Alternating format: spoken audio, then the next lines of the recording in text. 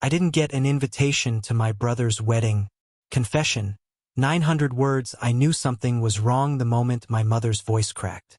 Not from guilt, she'd never grant me that luxury, but from the strain of holding a lie upright. "I'm sorry, dear," she said, adjusting the expensive earrings I bought her years ago. "Your brother's wedding. It's only for the closest people." Closest people. As if I hadn't spent my entire life stitching that family together while they kept pulling the threads loose. I stood in her living room, suitcase in hand, having driven 3 hours after she claimed, "It would be good to talk in person." The chandelier above us hummed. My pulse didn't.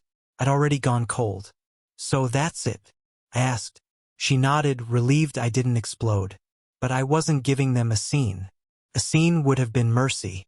I simply walked out, calm, colder than I had ever been. And as I closed the door behind me, I realized something quiet, something sharp. They'd mistaken my silence for weakness. They were about to learn the difference. My brother used to cling to me like a shadow. When our father left, it was me who taught him how to tie a tie, how to fight bullies, how to navigate every storm this family created. We built forts, secrets, a shared world only siblings understand. He once told me at 12 years old, "If I ever get married, you'll stand next to me." Funny how promises rot when convenience sets in. His fiancée, Clara, wasn't bad at first. Polished smile, calculated warmth. A kind of woman who didn't speak in sentences. She spoke in strategies. I watched the shift. The way she nudged him away from me with small, surgical comments. "She depends on you too much. She's holding you back. She's different." He soaked it in. People always choose the version of reality that flatters them most. The signs came quietly. A group chat without me. A family dinner I must have forgotten about. Whispers that stopped when I entered a room. The final blow was an email I wasn't supposed to see. My mother accidentally forwarded it when sending me a receipt. Clara's message was short. "She doesn't fit the image we want. Make sure the invitation doesn't reach her." Not misplaced. Not lost. Prevented. I stared at the screen until my eyes burned. Not because it hurt, though it did, but because the precision of their betrayal fascinated me. They'd planned my absence. Curated it. They forgot something, though. I don't break. I calculate. I didn't scream. Didn't confront anyone.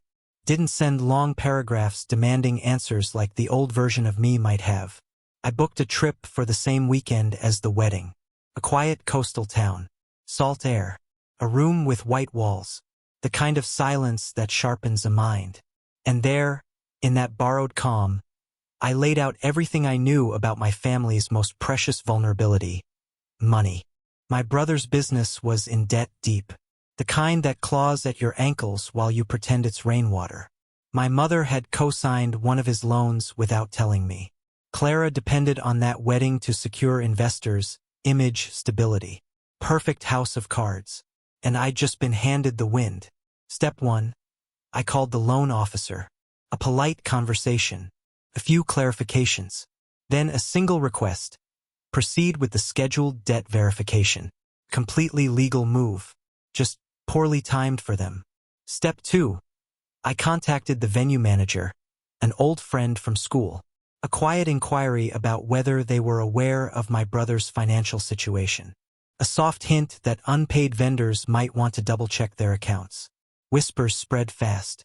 Faster when money is involved. Step 3. I sat back and let gravity do the rest. 2 days before the wedding, the calls started.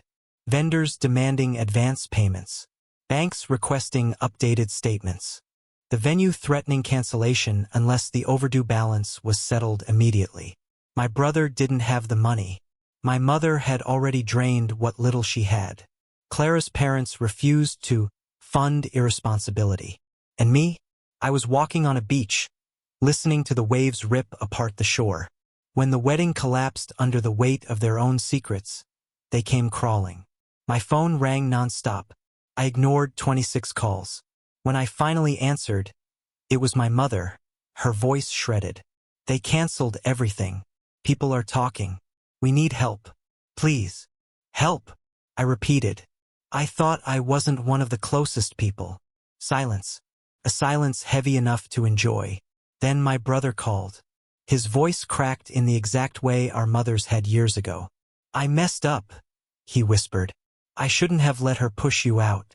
We need you. Please, just help us fix this. I pictured him in that perfectly decorated venue. Now empty, flowers wilting under the heat of humiliation. You made your choice, I said softly. And I made mine. He didn't understand at first. I heard it, the split second before realization hit him like a slow, cruel wave. You did this. No, Irraplia. You did. I just stopped shielding you from the consequences. Then I hung up, the final thread severed. I didn't feel guilt. Guilt belongs to people who act impulsively. I acted with precision. I gave them exactly what they gave me: exclusion, silence, a locked door on a day they needed me most. As I watched the sun sink into the water, I realized something beautifully simple. I never needed to be part of their version of family. I only needed the strength to walk away, and the clarity to let their own choices bury them. They had mistaken me for a safety net. Now they know the truth. I was the ground they walked on, and the day they pushed me away was the day the earth finally moved.